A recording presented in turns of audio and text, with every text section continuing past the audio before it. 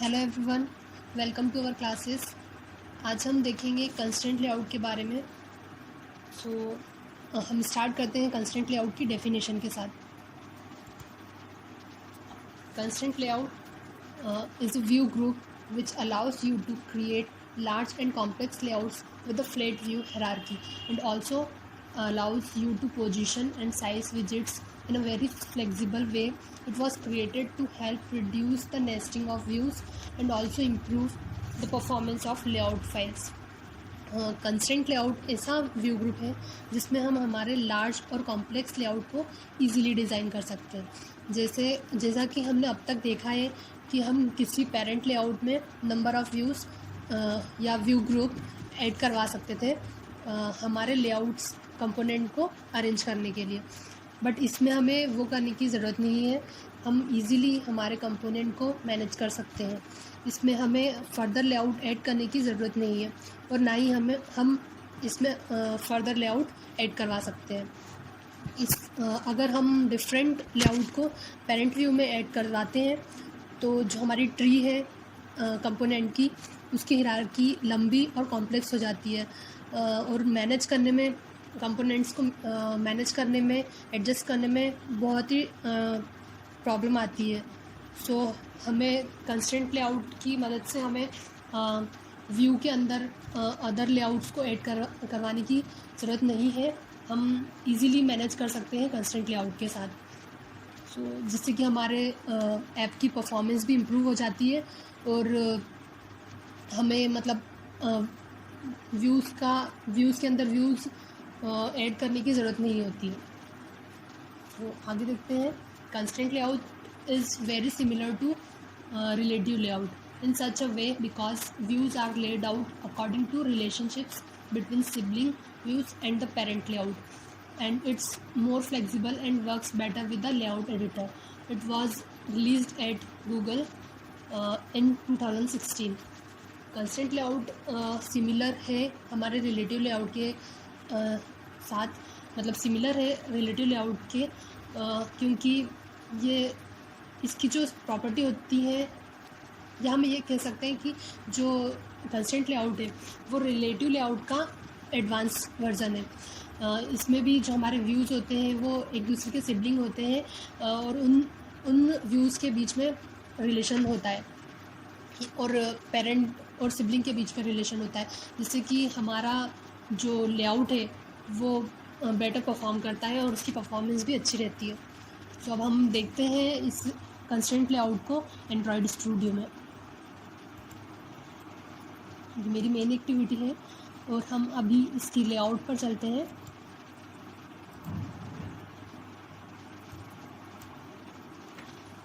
जो Android studio होता है उसमें हमारी जो बाय डिफ़ॉल्ट लेआउट ऐड होके आती है वो होती है कंस्ट्रेंट लेआउट। जैसे ये हमारा कंपोनेंट ट्री है और इसमें हमें दिख रहा है कि ये constraint layout as a parent है और इसका चाइल्ड है टेक्स्ट व्यू। हमने देखा था कि जो कंस्ट्रेंट लेआउट है हम इसमें linear layout as a child add नहीं करवा सकते क्योंकि हमें ज़रूरत नहीं होती, तो कंस्ट्रेंट लेआउट भी इसे ऐड नहीं, ये ऑप्शन इसमें हम ऐड नहीं कर सकते। हम देखते हैं। जैसे ही ये कंस्ट्रेंट लेआउट है, सबसे पहले हम देखते हैं कि लीनियर लेआउट के अंदर हम अदर चाइल्ड लेआउट को ऐड करके समझते हैं। जैसे कि ये हमारा कंस्ट्रेंट लेआउट है, इसको हम कन्वर्ट कर देते हैं लीनियर लेआउट में और हमने ये अप्लाई कर दिया है। अब जो हमारा पेरेंट है वो लीनियर लेआउट में चेंज हो गया है। अब इस लीनियर लेआउट में हम फर्दर लेआउट ऐड कर देते हैं। हम लीनियर लेआउट को ही ऐड करते हैं एज अ चाइल्ड।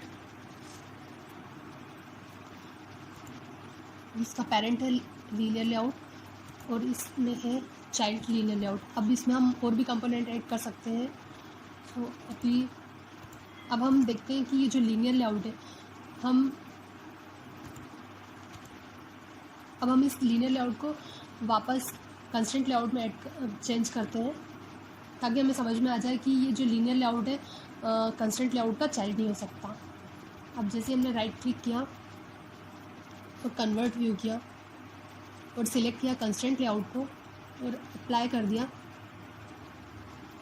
तो हम देख रहे हैं कि जो हमारा ये लेआउट है वो कन्वर्ट नहीं हुआ है कंस्ट्रेंट लेआउट में। अब हम स्प्लिट करके कोड में भी देख लेते हैं, लीनियर लेआउट हमारा कन्वर्ट नहीं हुआ है क्योंकि हमारा जो चाइल्ड है वो भी लीनियर लेआउट है इस पेरेंट लीनियर लेआउट का। सो अब हम वापस से एक बार और चेक कर लेते हैं डिज़ाइन वाले पार्ट में जाके, और फिर से हम राइट क्लिक करेंगे और करेंगे convert linear layout to constraint layout. जैसे ही अब हमने convert linear layout to constraint layout पर क्लिक किया तो हमारे सामने एक पॉपअप आ गया है जिसमें कि हमें बताया है कि अगर हम इसे कंस्ट्रेंट लेआउट में कन्वर्ट करेंगे इस लीनियर लेआउट को, तो जो इसका चाइल्ड व्यू है, मतलब चाइल्ड लेआउट है जो कि लीनियर लेआउट है, वो ऑटोमेटिक रिमूव हो जाएगा। तो हम ऐसा करना चाहते हैं, तो अगर आप चाहते हैं कि हमारा ये लीनियर लेआउट जो कि चाइल्ड व्यू है वो रिमूव हो जाए और हमारा लीनियर लेआउट जो पेरेंट है वो कंस्ट्रेंट में चेंज हो जाए, तो हम इस पर ओके कर देंगे। अब जैसे ही हमने ओके किया तो हम देख रहे हैं कि हमारा जो ये व्यू है वो कंस्ट्रेंट लेआउट में चेंज हो गया है, पर अभी भी इसका नाम लीनियर लेआउट आ रहा है। तो अब हम इसके कोडिंग पार्ट में जाकर देखते हैं, इसका नाम ये यहाँ पे चेंज तो हो गया है कंस्ट्रेंट लेआउट में, बट इसकी आईडी जो है वो अभी भी लीनियर लेआउट में। सो अब जो आईडी होती है वही वहाँ पे शो होती है कंपोनेंट ट्री में। तो हम इसको रिमूव कर देते हैं और हम वापस से चलते हैं डिज़ाइन वाले पार्ट पे। अब हम वापस से कंपोनेंट ट्री पे देख रहे हैं कि जो हमारा कंस्ट्रेंट लेआउट है वो चेंज हो गया है लीनियर लेआउट से। तो अब हमें ये समझ में आ गया है कि हम कंस्ट्रेंट लेआउट में फर्दर लेआउट को ऐड नहीं करवा सकते।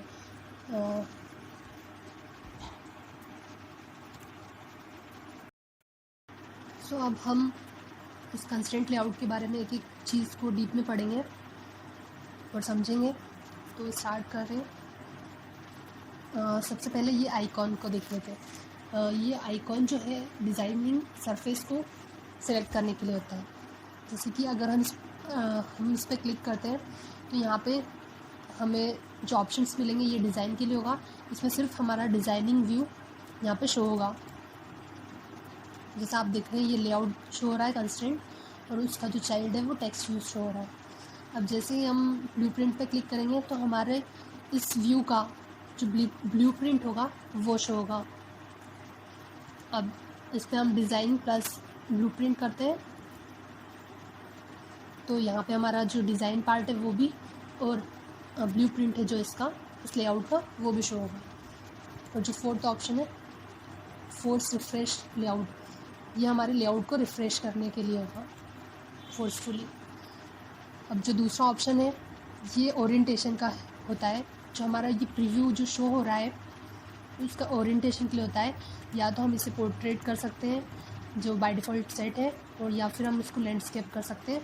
हमारे व्यू को अगर हम लैंडस्केप मोड में देखना चाहते हैं तो हम लैंडस्केप सिलेक्ट करते हैं। तो अभी हम पोर्ट्रेट को वापस सिलेक्ट कर लेते हैं। और जो थर्ड ऑप्शन है ये है हमारे फ़ोन का जो साइज़ है उसके लिए होता है। यहाँ से जाके हम अपने फ़ोन का साइज़ को चेंज कर सकते हैं। Nexus 5X जो भी हमें सिलेक्ट करना है हम यहाँ पे सिलेक्ट कर सकते हैं। और इसके बारे में तो आप जानते ही, ये हमारी API लेवल के लिए है। तो अभी हमारा हाईएस्ट जो हमने सेट कर रखा है वो 30 है। और ये है लेआउट के लिए, जो लेआउट को default as a default layout set हो रखा है। इसमें हम जैसे हमारे व्यू में अगर यहाँ पे टूल बार शो होता है या एक्शन बार शो होता है तो उसके लिए है, तो हम यहाँ पे नो एक्शन बार सेट करवा देते हैं। और ये नो एक्शन बार लाइट मोड के लिए और ये सिंपल मोड के लिए, और इसका हमें कोई यूज़ नहीं है। और फिर हम ये देखते हैं ये वाले आइकॉन के बारे में, जो कि व्यू ऑप्शन है इसका नाम। इसमें हम हमारे कंस्ट्रेंट को देख सकते हैं, मार्जिन को देख सकते हैं, अनसिलेक्टेड व्यूज़ को फेड कर सकते हैं, और भी ऑप्शंस हैं। फिर हमारा जो कंस्ट्रेंट लेआउट के लिए जो ऑप्शन है जो यूज़ में आता है वो है ये ऑप्शन, जिसे कहते हैं ऑटो कनेक्शन कंस्ट्रेंट। अभी ये इनेबल है बाय डिफ़ॉल्ट और हम इसे डिसेबल भी कर सकते हैं। तो इसका काम क्या होता है कि to make automatic connection of view, जो भी व्यू है हमारा पेरेंट वाला और जो हमारा चाइल्ड व्यू है वो उन दोनों के बीच में ऑटो कनेक्शन बना देता है। जैसे कि अभी हमने ये व्यू देख रखा है, अभी ये इनेबल है, अभी हम इसको स्प्लिट करते हैं और अब हम देखते हैं कि जो हमारा कंस्ट्रेंट, हमारा जो ये टेक्स्ट व्यू है उसमें ये दो प्रॉपर्टी ऐड है, constraint start to start of parent से और constraint top to top parent से। मतलब कि जो हमारा ये जो टेक्स्ट व्यू है वो कंस्ट्रेंट है लेफ़्ट साइड से और टॉप से। अगर अब हम इसे डिसेबल कर देते हैं और इसको हम रिमूव करते हैं, तो अब अगर हम फिर से कोई टेक्स्ट व्यू को ऐड करते हैं इस कंस्ट्रेंट लेआउट के अंदर, तो जो ये हमारा टेक्स्ट व्यू है वो इस लेआउट से कंस्ट्रेंट नहीं होगा, क्योंकि हमने अभी इसे डिसेबल कर रखा है। पहले क्या था कि अगर हम इसे इनेबल करते हैं और कंस्ट्रेंट लेआउट में हम कोई टेक्स्ट व्यू को ऐड करते हैं तो ये ऑटोमेटिक इसके साथ कंस्ट्रेंट हो जाता है, इस व्यू के साथ, या तो वर्टिकली या हॉरिजॉन्टली ऑटोमेटिक कनेक्ट कर देता है। जब हम इसके कोड पर देखते हैं, अभी हम देख रहे हैं कि हमें वो जो दो प्रॉपर्टी हैं वो शो नहीं हो रही है और यहाँ पे हमें ये टेक्स्ट व्यू रेड में दिख रहा है। वो रेड इसलिए दिख रहा है क्योंकि अभी हमने इस टेक्स्ट व्यू को किसी भी चीज़ के साथ कंस्ट्रेंट नहीं किया है। अब हम इसे रिमूव कर देते हैं और अब हम इसको डिसेबल से इनेबल कर देते हैं। नेक्स्ट ऑप्शन को हम देखते हैं। जो नेक्स्ट ऑप्शन है वो डिफ़ॉल्ट मार्जिन सेट करने के लिए होता है। जैसे हम इस पर क्लिक करेंगे, अब जब हम कोई भी view child view constraint layout में ऐड करेंगे तो अगर हम इस पर डिफ़ॉल्ट मार्जिन 8, 16 या 24 जो भी सेट करते हैं तो जो ये टेक्स्ट व्यू है वो उस मार्जिन के साथ यहाँ पे कंस्ट्रेंट हो जाएगा, मतलब सेट हो जाएगा। इसे हम आगे देखेंगे डीप में। अब नेक्स्ट जो ऑप्शन है वो है क्लियर ऑल कंस्ट्रेंट का। जो clear all constraint option to delete all constraint in one go. So इसकी हेल्प से हम अपने व्यू के साथ जो भी व्यू कंस्ट्रेंट है उसको हम रिमूव कर सकते हैं। जितने भी कंस्ट्रेंट है हमारे पेरेंट कंस्ट्रेंट के साथ, पेरेंट लेआउट के साथ, जैसे कि ये टेक्स्ट व्यू है, तो अगर हम इस टेक्स्ट व्यू पे जो भी कंस्ट्रेंट लगे हैं जैसे कि स्प्लिट में हम ये कंस्ट्रेंट देख रहे हैं, स्टार्ट वाला और टॉप वाला, इस कंस्ट्रेंट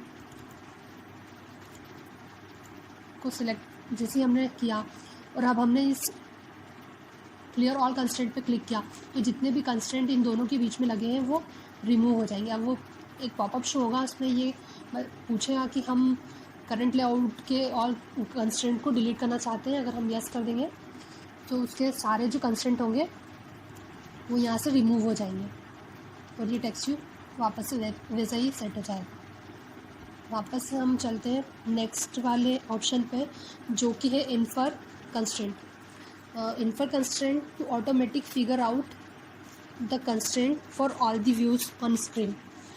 जो इन्फर कंस्ट्रेंट है वो ऑटोमेटिक ही इस टेक्स्ट व्यू को कंस्ट्रेंट लेआउट के साथ कंस्ट्रेंट कर देगा। जैसे कि अब हम वापस इस पर सिलेक्ट करते हैं और इस ऑप्शन पर क्लिक करेंगे तो ऑटोमेटिक हम देखेंगे कि जो जितने भी कंस्ट्रेंट इस पेरेंट के साथ बनेंगे इस टेक्स्ट व्यू के, वो ऑटोमेटिक ही यहाँ पे ऐड करवा देगा। जैसे कि ये स्टार्ट ऑफ और constraint top to top of. ठीक है, तो अब हम नेक्स्ट वाले ऑप्शन की ओर बढ़ते हैं। इस ऑप्शन पे, इसका नाम पैक है। इसमें जो ऑप्शन आ रहे हैं एक्सपांड हॉरिजॉन्टली, एक्सपांड वर्टिकली, इस ऑप्शन को हम बाद में समझेंगे। और फिर उसके बाद ये है गाइडलाइन के लिए, तो हम इन ऑप्शन को बाद में देखेंगे। तो अब हम देखते हैं हमारे कंस्ट्रेंट लेआउट को कि हम इस टेक्स्ट व्यू को कंस्ट्रेंट लेआउट के साथ कैसे कंस्ट्रेंट कर सकते हैं। तो सबसे पहले हम इस व्यू को थोड़ा इंक्रीज़ कर देते हैं। यहाँ से जाके हम जाएंगे तो ये जितना हम इंक्रीज़ करना चाहें यहाँ हम इंक्रीज़ कर सकते हैं। ये बहुत ज़्यादा इंक्रीज़ हो गया, और या तो आप यहाँ पे भी कस्टम सेट हो गया, या तो आप यहाँ पे भी जाके सिलेक्ट कर सकते हैं कि आपको कितने DPI का जो फ़ोन है, डिवाइस है, आपको चाहिए रहेगा। मैं यहाँ से जूम इन कर लेती हूँ। अब हम देख रहे हैं कि यहाँ पे एक टेक्स्ट व्यू है और यहाँ पे ये 3 डॉट शो हो गए। इस टेक्स्ट व्यू को मैं थोड़ा बड़ा कर लेती हूँ ताकि हमें प्रॉपर विजिबल हो एट्रीब्यूट पर जाके।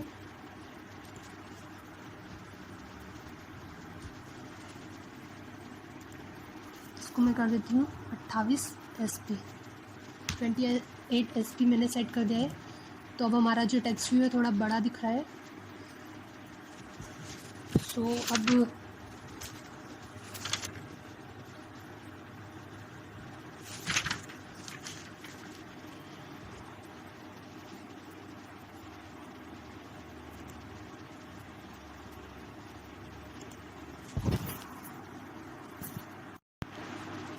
जो हमारा टेक्स्ट व्यू है इसके राइट, लेफ़्ट और टॉप बॉटम में जो ये हैंडल दिख रहे हैं या ये आइकॉन जो आपको डॉट दिख रहे हैं, उसे हम हैंडल कह सकते हैं या फिर हम इसे एंकर पॉइंट भी कहते हैं। तो जो ये हैंडल है या एंकर पॉइंट है, इसके थ्रू हम हमारे इस व्यू को कंस्ट्रेंट लेआउट के साथ कंस्ट्रेंट कर सकते हैं। और इस हैंडल के थ्रू हमें कम से कम दो एजेस के साथ तो हमें इसे कंस्ट्रेंट करना ही पड़ेगा अगर हम कंस्ट्रेंट लेआउट लेते हैं। तो अब हम कंस्ट्रेंट कर देते हैं। जैसे ही हमने इस पर हम क्लिक करेंगे तो ये एक लाइन ड्रॉ होगी जो कि इस राइट वाले एजेस के साथ हमने अटैच कर दिया है। तो मतलब अब हमने यहाँ से इसे कंस्ट्रेंट कर दिया है। और अब हम इसे नीचे से भी, बॉटम से भी कंस्ट्रेंट कर देंगे वर्टिकल। जैसा कि हम देख रहे हैं कि अब हमारा जो टेक्स्ट व्यू है वो कंस्ट्रेंट लेआउट से कंस्ट्रेंट हो चुका है, लेफ़्ट से, राइट से, टॉप से और बॉटम से। सो अब हम इस कंस्ट्रेंट लेआउट की प्रॉपर्टीज़ को देखते हैं। अब जैसे ही हमने इस एट्रीब्यूट पर क्लिक किया तो हमें कंस्ट्रेंट लेआउट की प्रॉपर्टी सारी शो हो जाएंगी। और टेक्स्ट व्यू पे हम क्लिक करेंगे तो ये टेक्स्ट व्यू की प्रॉपर्टी शो हो जाएगी। अभी हम इस कंस्ट्रेंट लेआउट में जो टेक्स्ट व्यू है उसके कंस्ट्रेंट विजिट्स को देखते हैं। ये जो कंस्ट्रेंट विजिट्स है ये जो होते हैं, ये लेफ़्ट वाले साइड के लिए होता है, ये राइट वाले साइड के लिए होता है, और ये टॉप के लिए होता है, ये बॉटम के लिए। जैसे अगर हमने यहाँ पे 8 मार्जिन सेट कर दी तो जो हमारा टेक्स्ट का लेफ़्ट साइड का मार्जिन यहाँ पे सेट हो जाएगा 8। अगर हमने यहाँ से भी 8 सेट कर दिया राइट साइड के लिए तो ये राइट साइड सेट हो जाएगा।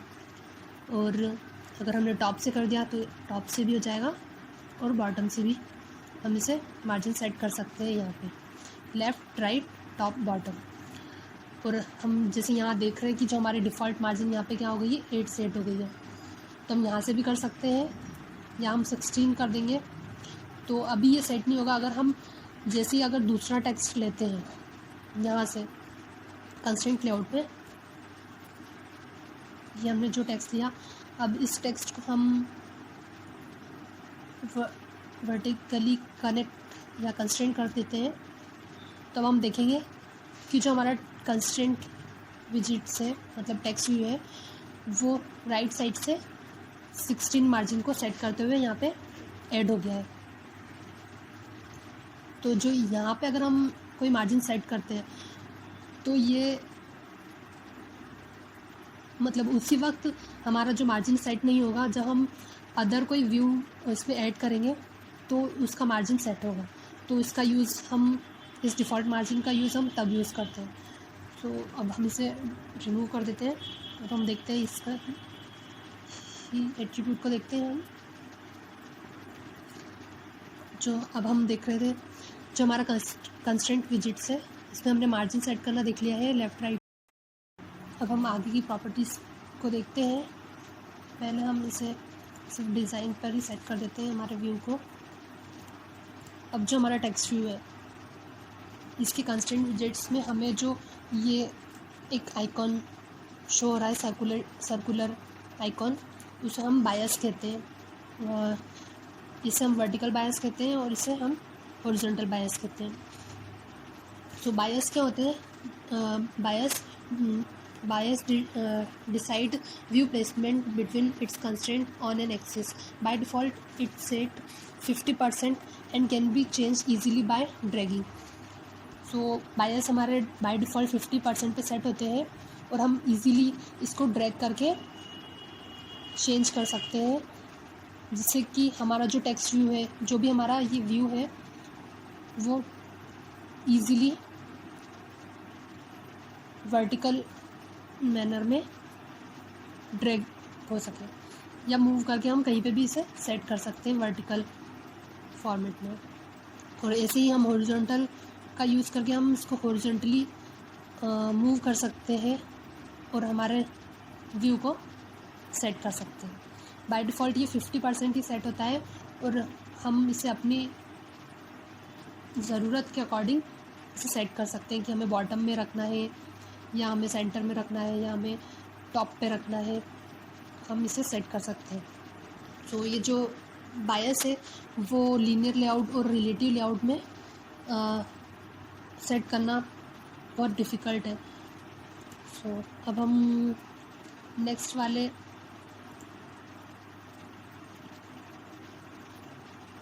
ऑप्शन पे बढ़ते हैं।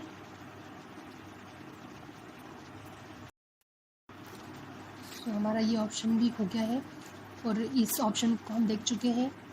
इन्फर कंस्ट्रेंट को भी हम देख चुके हैं। अब हम देखते हैं पैक को। अब जैसे ही हमने इस टेक्स्ट व्यू पे क्लिक किया, तो अब हम पैक पे क्लिक करेंगे। अब जैसे ही हम इस टेक्स्ट व्यू को सिलेक्ट करके एक्सपांड हॉरिजॉन्टल करते हैं, या हम इस टेक्स्ट व्यू की जगह पे हम एक बटन ले लेते हैं और इस बटन को हम चारों साइड से कंस्ट्रेंट कर देते हैं। इसे जूम इन कर देती हूँ मैं और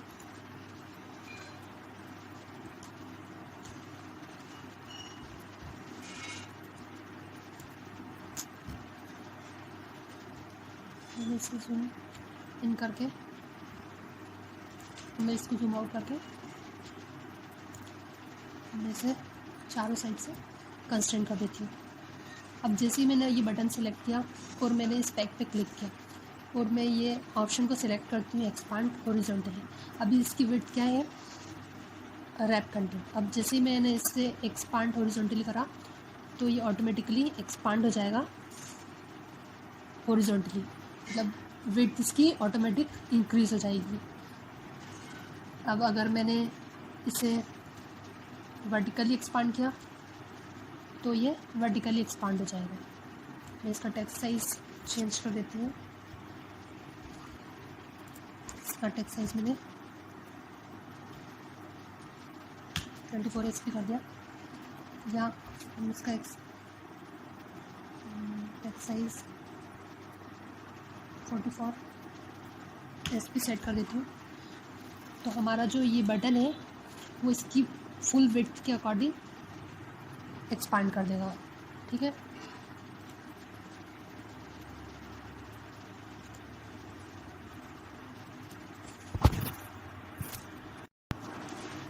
तो ठीक है, अब हम इस टेक्स्ट व्यू, इस बटन को वापस से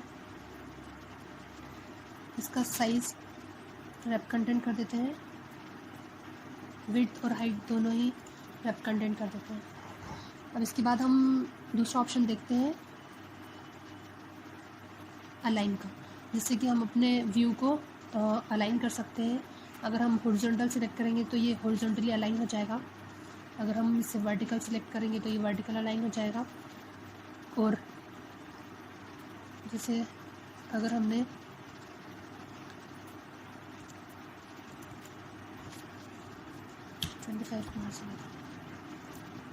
और अब हम इसे वर्टिकली अलाइन करेंगे, वर्टिकली अलाइन हो जाएगा। ऐसे ही ये हॉरिजॉन्टली अलाइन होगा पेरेंट के साथ, और ये वर्टिकल अलाइन होगा पेरेंट के साथ। सो ये हमने रिलेटिव लेआउट पे भी सीखा है। सब हम इस ऑप्शन को समझेंगे जो कि है गाइडलाइन। सबसे पहले हम एक टेक्स्ट व्यू को ऐड कर लेते हैं, और इस टेक्स्ट व्यू का साइज़ हम थोड़ा इंक्रीज़ कर देते हैं। टेक्स्ट साइज़ हम इसको कर देते हैं 36 SP, ताकि हमें विजिबल हो जाए, और हम इसे ड्रैग करके सेंटर में ले आते हैं। सो अभी हम देख रहे हैं कि हमारा टेक्स्ट व्यू सेट हो गया है सेंटर में। अब हम चाहते हैं कि हमारा जो व्यू है या हमारा जो लेआउट है वो डिज़ाइन हो। अब हम कोई भी लेआउट अगर डिज़ाइन करते हैं या साइन अप या लॉगिन, तो उस व्यू में लेफ़्ट राइट और टॉप बॉटम से कुछ मार्जिन सेट हुई दिखती है, मतलब थोड़ी गैप दिखती है, जिससे कि हमारा व्यू प्रॉपर दिखे, प्रोफेशनल दिखे। सो इसके लिए हम गाइडलाइन का यूज़ करते हैं। तो जैसे ही अभी तक हमने देखा था कि जो हमारा टेक्स्ट व्यू है हम कंस्ट्रेंट कर रहे थे, कंस्ट्रेंट यानी कि पेरेंट्स है जो कि हमारा कंस्ट्रेंट लेआउट है, हम डायरेक्टली उससे कंस्ट्रेंट कर रहे थे। बट अब हम गाइडलाइन के थ्रू इससे कंस्ट्रेंट करना सीखेंगे, ताकि हमारा जो व्यू है वो प्रोफेशनल दिखे। तो हम ऐड करेंगे गाइडलाइन को। तो हम पहले ऐड करते हैं वर्टिकल गाइडलाइन को। तो अब हम देख रहे हैं कि ये जो हमारा गाइडलाइन यहाँ पे ऐड हो गया है, इसको हटा देते हैं। जो हमारा गाइडलाइन ऐड हो गया है बिगिन में, मतलब स्टार्टिंग में, और उस वर्टिकली जो इसका ओरिएंटेशन है। सो अब हमारा जो टेक्स्ट व्यू होगा वो अभी तक कंस्ट्रेंट होता था पेरेंट से, तो अब हम इसे कंस्ट्रेंट कर देंगे हमारे गाइडलाइन से। जो गाइडलाइन है हमारा वो यहाँ से स्टार्ट हो रहा है। हम इसे इधर उधर थोड़ा भी चेंज भी कर सकते हैं। तो जो जब भी हम देखेंगे तो ये हमारा गाइडलाइन अगर इधर उधर मूव भी होता है, तो हमारा जो टेक्स्ट व्यू है उसके बाद ही स्टार्ट होगा। हम वापस से हम इसे 41 पे सेट कर देते हैं। ठीक है, अब ऐसे ही अगर हम से हॉरिजॉन्टल गाइडलाइन को ऐड करते हैं इस कंस्ट्रेंट पे,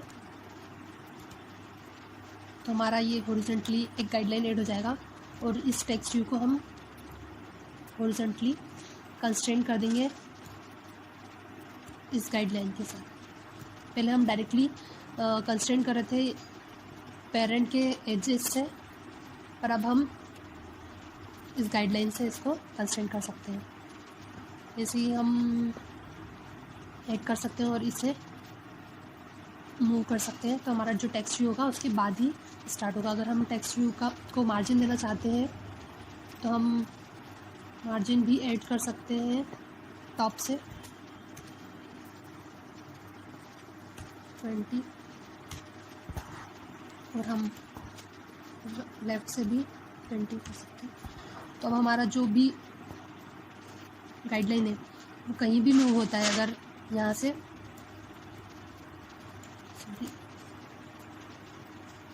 जूम इन कर देते हैं तो वो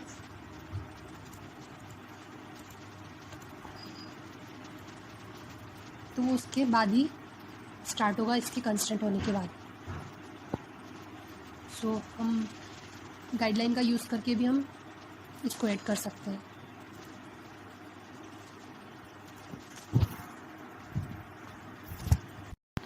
तो हम इस गाइडलाइन को रिमूव कर देते हैं। और अब हम देखेंगे कि ये जो हमारा कंस्ट्रेंट और ये जो टेक्स्ट व्यू है, इसके सारे कंस्ट्रेंट को हम रिमूव कर देते हैं। और अब हम देखते हैं कि जैसे ये टेक्स्ट व्यू है, अगर हमने इस टेक्स्ट व्यू को कंस्ट्रेंट कर दिया है दोनों साइड से। अब देखिए, जैसे कि अगर हम इस बॉटम वाले को कंस्ट्रेंट करना चाहते हैं राइट साइड पे, तो ये कंस्ट्रेंट नहीं होगा, हम कितना भी कोशिश कर लें। अब हम इसे राइट साइड पे कंस्ट्रेंट नहीं कर सकते हैं, ना ही लेफ़्ट साइड पे, क्योंकि जो कंस्ट्रेंट हम लगाते हैं वो सिर्फ मतलब उस एज पे सिर्फ एक ही कंस्ट्रेंट ऐड हो सकता है, एक से ज़्यादा कंस्ट्रेंट ऐड नहीं हो सकते। जैसे कि ये पहले से राइट साइड में कंस्ट्रेंट ऐड हो चुका है। अब अगर हम इसे फिर से कंस्ट्रेंट करेंगे तो ये इसके साथ कंस्ट्रेंट नहीं होगा। ठीक है, तो अब आपको ये समझ में आ गया है। तो हम एक और एग्जांपल देखते हैं। मैं इस टेक्स्ट व्यू को रिमूव कर देती हूँ। तो मैं एक नया एग्जांपल देखते हैं। अब हम इस कंस्ट्रेंट लेआउट में एक बटन को ऐड कर देते हैं। और इसके एट्रीब्यूट में जाके हम इस बटन की साइज़ को थोड़ा इंक्रीज़ कर देते हैं। टेक्स्ट साइज़ हम 32 SP सेट कर देते हैं। और एक बटन और ऐड करते हैं, इसका साइज़ भी 32 SP सेट कर देते हैं। और इसे ड्रैग कर देते हैं सेंटर में। और इस बटन को भी ड्रैग कर लेते हैं सेंटर में। अभी हम देख रहे हैं कि जो हमारा बटन है वो हमारे पेरेंट्स से कंस्ट्रेंट नहीं है, तो हम इसे लेफ़्ट से कंस्ट्रेंट कर देते हैं और बॉटम से कंस्ट्रेंट कर देते हैं।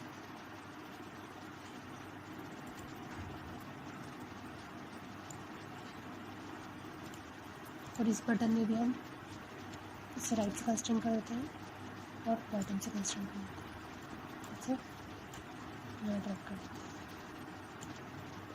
ठीक है, अब हम एक और बटन लेंगे। इस बटन को हम यहाँ सेट करेंगे और इस बटन का टेक्स्ट साइज़ भी हम 32 से इंक्रीज कर देंगे। इसे यहाँ सेंटर में सेट कर देते हैं।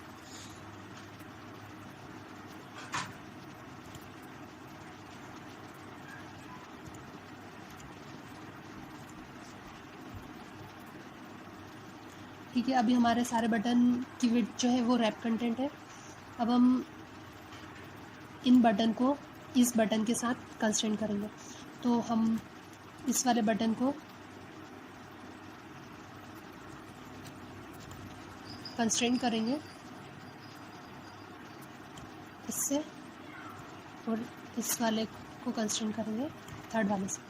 तो हमारे जो बटन है वो एक दूसरे से कंस्ट्रेंट हो चुके हैं और हमारा जो थर्ड वाला बटन है, मतलब जो सेंटर वाला बटन है, उसकी विड्थ को हम चेंज करते हैं। अभी हमारा कंस्ट्रेंट का विड्थ है रैप कंटेंट। अगर अब हम इसे 0 dp मतलब कि मैच कंस्ट्रेंट कर देते हैं, तो उससे क्या होगा कि जब भी हम हमारे फर्स्ट वाले बटन को इधर उधर मूव करेंगे तो ऑटोमेटिक ही ये जो हमारा बटन है थर्ड वाला, वो उसकी साइज़ चेंज होती जाएगी। जैसे कि अगर हमने इसको लेफ़्ट में करा तो इसकी साइज़ इंक्रीज़ हो रही है, इसको लेफ़्ट में किया तो इसकी साइज़ इंक्रीज़ हो रही है। और अगर हम इसे लेफ़्ट में करते हैं तो इसका साइज़ और छोटा आता जाएगा। और इसकी जो विड्थ होगी वो 0 dp सेट हो जाएगी। इसका यूज़ हम तब कर सकते हैं जब हमारा जो लेआउट डिज़ाइन हुआ है और उसमें एक व्यू है, जैसे कि लॉगिन व्यू, और उसमें एक बटन है जो कि सेंटर में है। तो अगर हमारा डिवाइस का लेआउट जो है रिस्पॉन्सिव है, मतलब अगर हमारा जो लेआउट है वो डिवाइस के अकॉर्डिंग उसकी विड्थ और हाइट चेंज हो रही है, तो ये बटन जो है उसके अकॉर्डिंग विड्थ उसकी चेंज होती जाएगी। अगर विड्थ उसकी छोटी है तो इस लेआउट की, इस बटन की विड्थ भी डिक्रीज़ होती जाएगी, और अगर बड़ी है तो इस लेआउट की विड्थ इंक्रीज़ होती जाएगी। सो ये हो गया हमारा कंस्ट्रेंट लेआउट की सारी प्रॉपर्टीज़। और अब हम नेक्स्ट वीडियो में देखेंगे